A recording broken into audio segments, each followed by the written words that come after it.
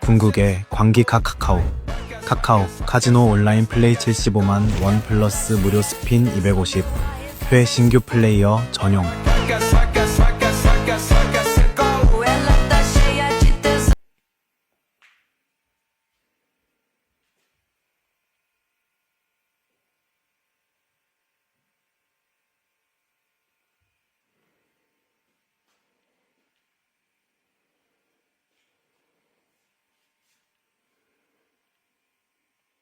Hey everyone, welcome back to the shop. The night is quiet. The only sound is the low electric hum of the old fluorescent lamp hanging above the bench and that deep, familiar smell of dust, oil, and decades-old wood that never really leaves these walls. In front of me lies a relic, a massive early 2000s computer monitor, the kind with a thick glass screen and a plastic case heavier than some modern televisions. To almost anyone else, this thing is electronic waste, something to be tossed into a dumpster without a second thought. But when I look at it, I don't see junk. I see a perfect 250mm disc of crystal clear acrylic that has been hidden from the world for 20 years, just waiting for the moment it gets to spin again. There's something almost sacred, almost meditative about rescuing objects the rest of the world has already written off. This monitor once sat on someone's desk while they sent their first nervous emails, watched grainy YouTube videos at 360p, laughed at stupid memes, maybe even edited their wedding photos. It was part of countless small human moments, and now every circuit board, every screw, every tired capacitor inside it is dead, except this one piece of acrylic that is still flawless. Tonight, that forgotten piece becomes the heart of a real workshop machine, a disc sander that will quietly, faithfully smooth wood long after both it and I are gone. We're not building this because I can't afford a factory-made sander. We're building it because only when you take trash in your hands, cut it, weld it, balance it, and finally hear it roar to life, do you truly understand what a tool actually is. A tool is not a product. A tool is a conversation between you, the material, and time itself. Tonight, the conversation partners are a 750-watt motor that somehow survived 3 completely burnt-out ventilation systems, random pieces of rusty square tube that have been leaning against a wall for years, and this thick, honest piece of acrylic that outlived its original purpose by 2 decades. 3 orphans, 1 new life. Let's begin. Disassembling an old monitor always feels like performing an autopsy on a small slice of history.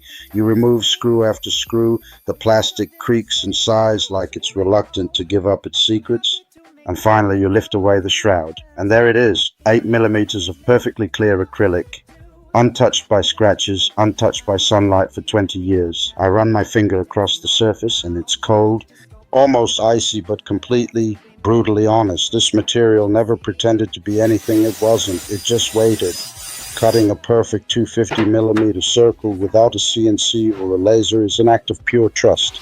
Trust in the blade not to wander, trust in your hands not to shake, trust in the acrylic not to crack under pressure. You draw the circle the old school way, find the center with a compass and a steady pulse, and then you guide the blade slowly, breathing with the machine. When the disc finally drops free, it lands on the bench with a soft, satisfying thud, the exact sound something makes when it is born for the second time. Down on the floor waits the motor. It looks tired, covered in dust and old grease, but when I cleaned the bearings last week, it spun as smoothly as the day it left the factory. 750 watts, 2800 RPM, raw, uncomplicated power. Enough to turn impatience into dust in seconds. I build the frame from 20 by 20 square tube that has been rusting peacefully behind the garage since who knows when. I cut, I weld, I grind, I paint everything matte black so the machine almost disappears into the shadows and only the spinning disc remains the star of the show. Every extra gram, every unnecessary bracket I leave out. The secret to any good homemade tool is ruthless minimalism. Include nothing that doesn't have a reason to exist. Less is never lazy when it's honest. The work table is made from another piece of acrylic, thinner this time, almost delicate, but still strong enough to take real punishment. I cut a precise slot so the disc can rise through it like the moon through clouds. Then I add the angle adjustment, a couple of slotted brackets, a wing nut, and suddenly it tilts smoothly from 0 to 50 degrees. Nothing here is over-engineered, nothing is fragile. It's crude, honest, and accurate to within half a degree, exactly what you need and not a single thing.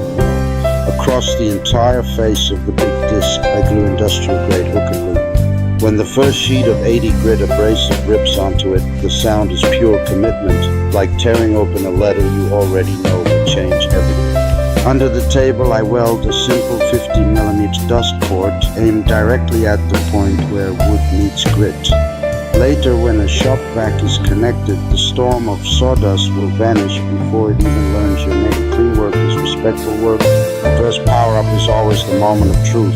The disc wakes, slowly finds its balance, then suddenly screams into full voice. For a split second, I'm afraid the acrylic will explode into 1,000 shards, but it doesn't. It just sings. I take a rough piece of oak that has been sitting in the corner since last winter and press it gently against the spinning surface. Centuries of growth, storms, sun, and wind disappear in warm golden snow that gets sucked away instantly. There is a deep, almost spiritual peace in that moment, watching time itself being erased while simultaneously creating something smooth, something new, something that will probably outlast me by another century. I switch to 240 grit and run the same board again. One more pass and the surface feels softer than skin, warmer than skin, alive in a way no piece of fresh lumber ever feels. This machine doesn't simply remove material. It removes noise from life. It removes hurry. It removes every excuse we ever had for doing things halfway. Real smoothness is never an accident. It is thousands and thousands of tiny, deliberate